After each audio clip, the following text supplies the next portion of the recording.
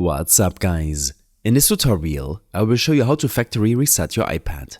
Factory resetting your iPad is a great way to start fresh, remove all of your data, or prepare your device for a new owner. To start, open the Settings app on your iPad. Once you're in Settings, scroll down and tap on General.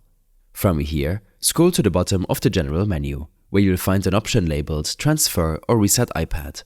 Tap on this to open up the reset options.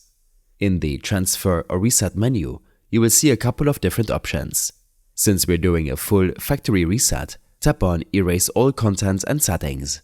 Your iPad may prompt you to back up your data to iCloud before erasing, which is a good idea if you haven't already done so.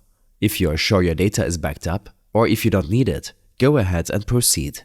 Next, you'll be asked to enter your iPad passcode for security verification. After entering your passcode, you may also be prompted to enter your Apple ID password to disable the Find My iPad feature, which helps protect your device in case it's stolen or lost. Once you've confirmed, your iPad will begin the factory reset process.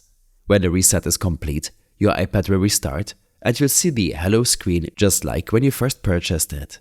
I hope this helped you out. Leave a comment if you have any questions and see you in the next one.